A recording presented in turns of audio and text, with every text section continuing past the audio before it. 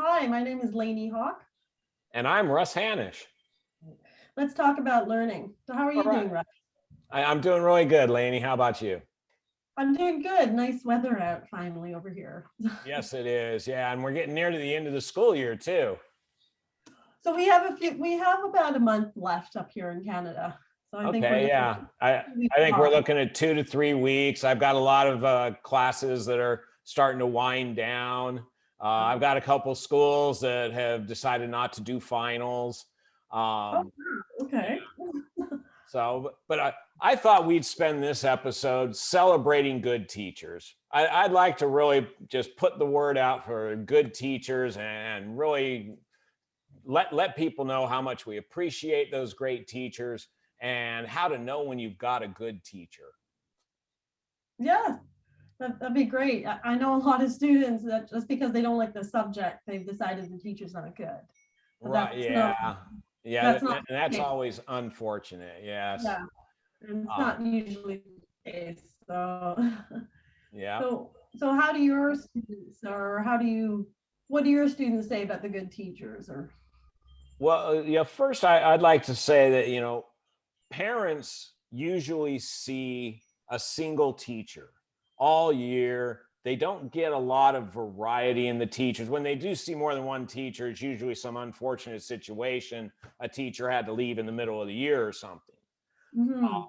But you and I, as tutors, we tend to get to see a lot of different teachers. We might see the same teacher in the same class year after year after year with many different students, which gives us a different perspective about how the teacher interacts with different students.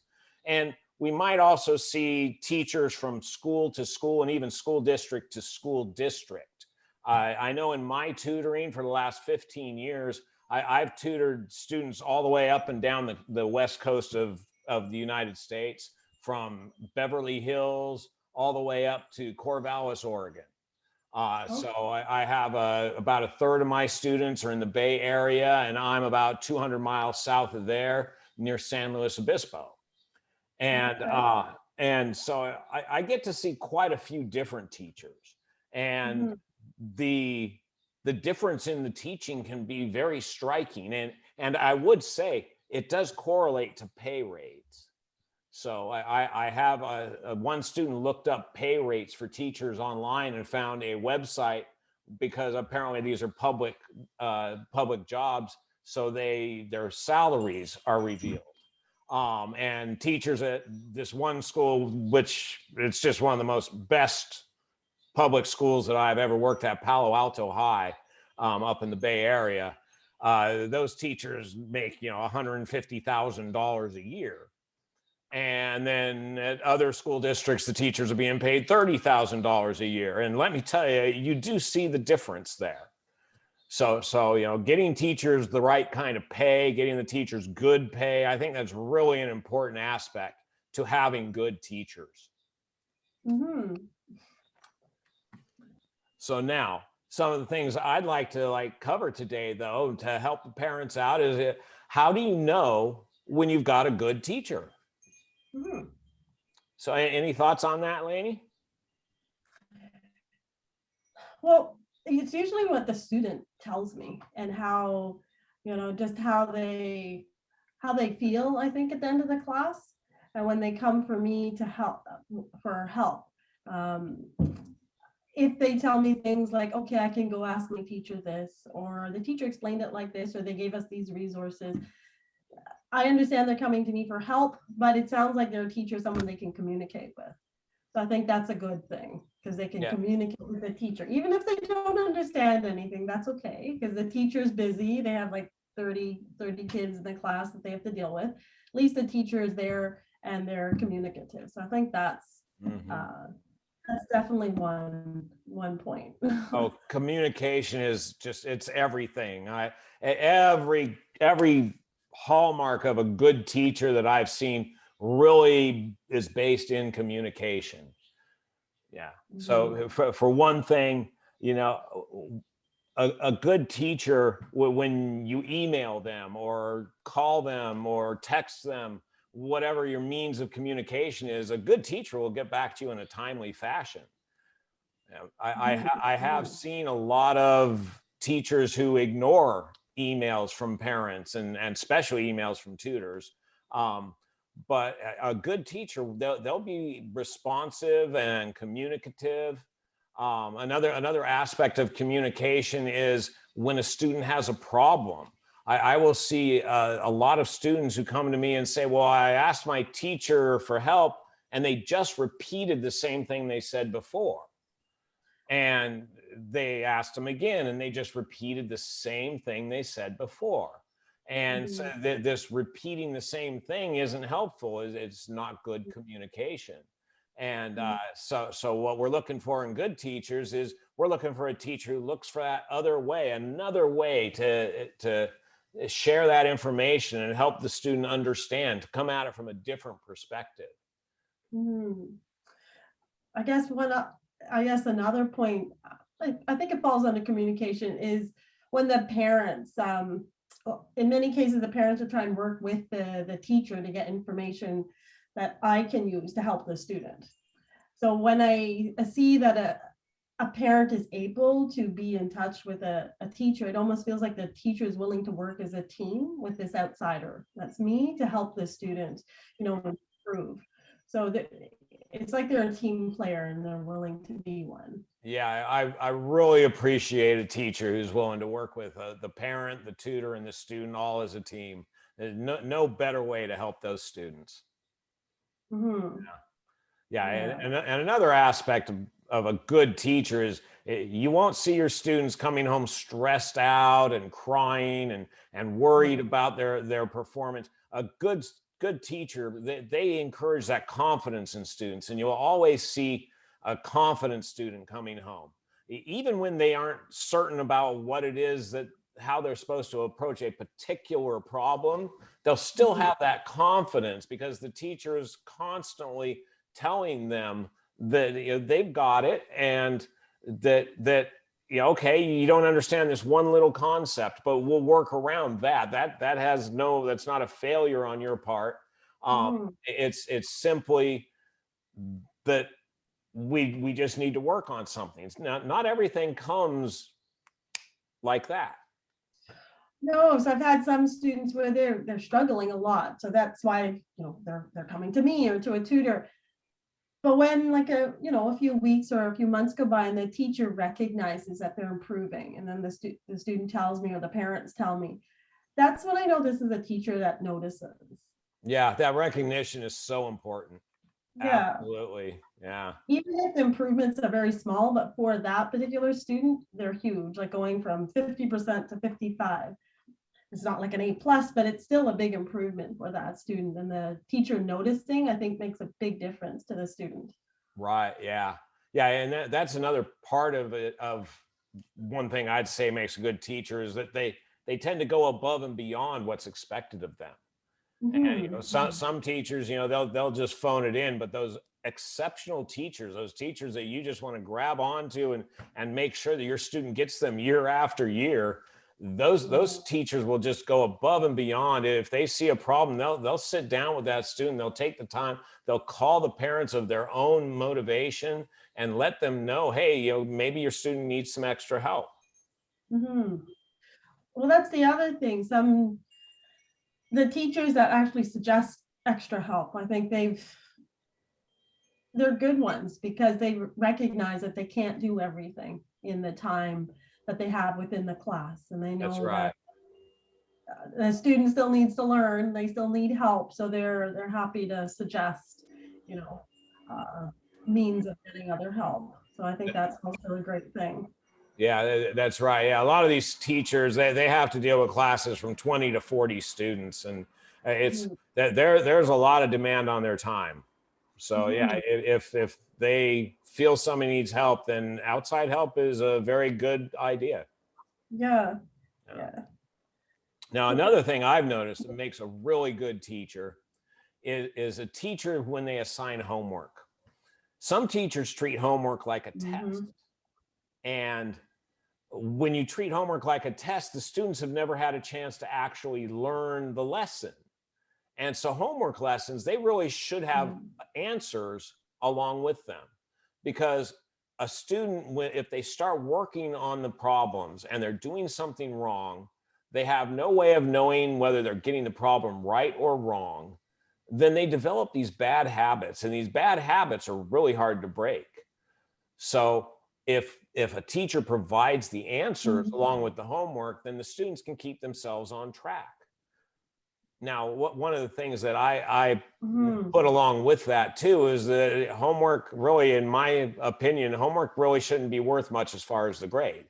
The grade should be based on the assessments and performance on the material when they're being tested, because you're providing answers on the homework.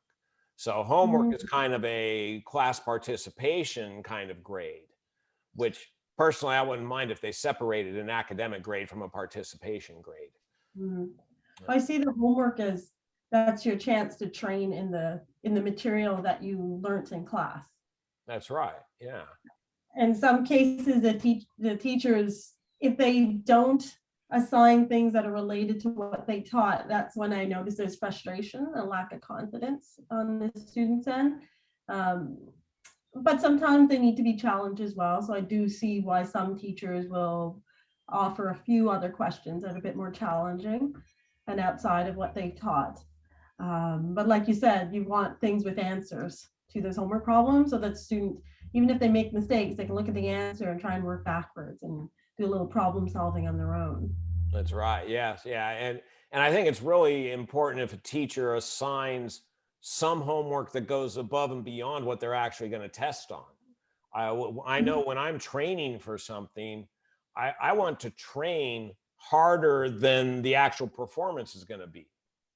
So that way, when Yeah, I get to the performance, that's easy, because I've trained yeah, above and beyond that.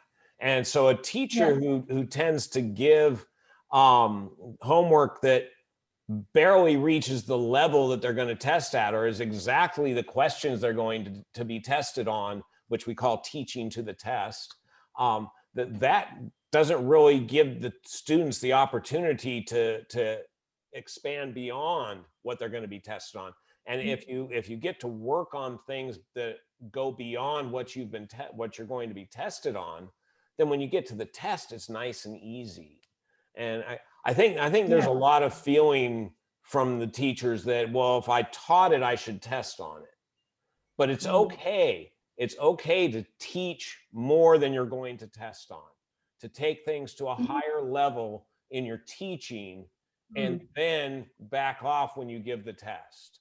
For instance, Mhm. yesterday I had a session with a student, and we were working on rational numbers and irrational numbers. And one of the things they brought up was this irrational number called the golden ratio, which, if you want to calculate it, it's the square root of 5 plus 1, all divided by 2. 1.618033, and it goes on forever and ever, like all irrational numbers. Mhm. Well, I got to have a good 20-minute session with her about that, and it just excited her, and it thrilled her about all the different ways that this number pops in to mathematics. It is, if you take the ratio of successive terms in the Fibonacci sequence, which goes 1, 1, 2, 3, 5, 8, 13, 21, etc. You're always adding the two previous terms to get the next term. And if you take the ratio of successive terms, they Mhm. tend to cycle one below, one above, one below, one above, and they start squeezing in on this number called the golden ratio. The golden ratio also has this really neat property that when you take the inverse of the golden ratio, the reciprocal, that it becomes the golden ratio minus 1. So 1.618 minus 1 gives you 0.618, but also 1 divided by 1.618 gives you 0.618. And then it goes even further. If you square the golden ratio, it becomes 2.618, et cetera, et cetera. It's exactly 1 greater than the golden ratio. And so that really got her excited, and she loved that. And that's where you start getting that energy and that excitement about learning from a student. And I don't feel the need to test her on it, not at all. The thrill that she got out of seeing that there's these really neat magic kind of things going on in math is enough to energize her and make her want to learn more math. And she wanted to go for an extra 45 minutes yesterday because of that. Oh, that's great. Yeah. Sorry, I'm a little distracted. I think your bandwidth is a little low, so you became very electronic there. Uh-oh. So I think it's I think I can see you now. Yeah, I think you kind of froze for a bit there. That's okay. Okay. That's a shame because that was a good rant. Okay, yeah.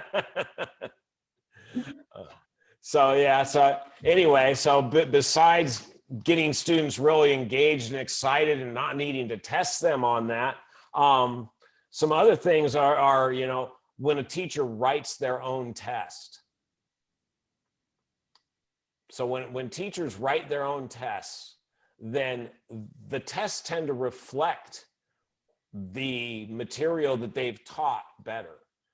You can teach from a book, you can get the test from the same book, but if the teacher didn't cover it the same way, then you tend to have this disconnect on the test. And that causes students a lot of problems. Students go into a test expecting the problems to be the kind of problems they've been doing.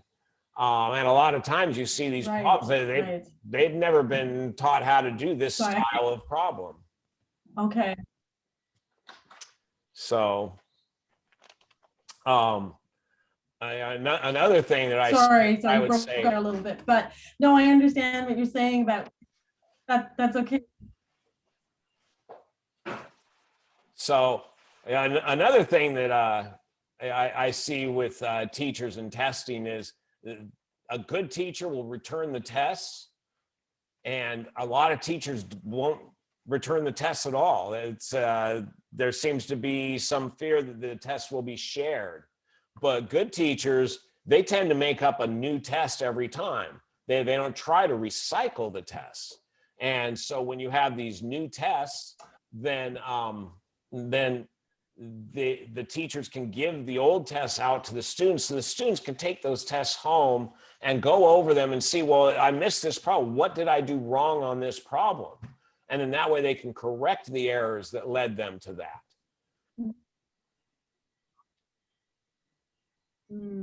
Yes. Yes. So I know here most students, they'll get their tests back at some point, but due to COVID and learning at home and everything like that, all our terms are shorter, that 9 weeks. So teachers, what I'm noticing is I think they're compressed for time. So they're putting all their tests and quizzes within the last 3 weeks. So the students aren't getting them back in time to actually benefit from the feedback, which is unfortunate. Yeah, because that feedback is just so vital. If you don't get that feedback, you can't improve on what it was you missed.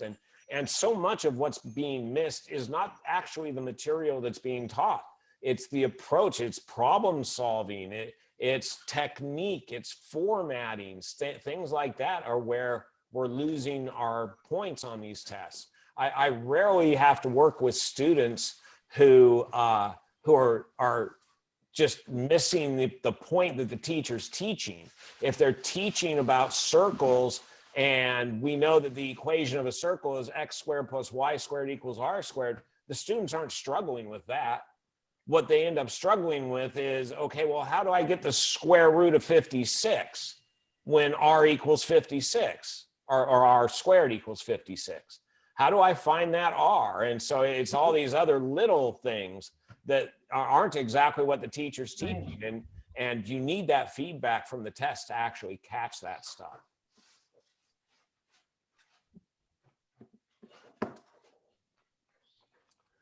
So. Okay.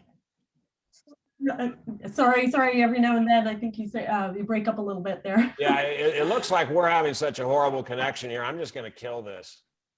So.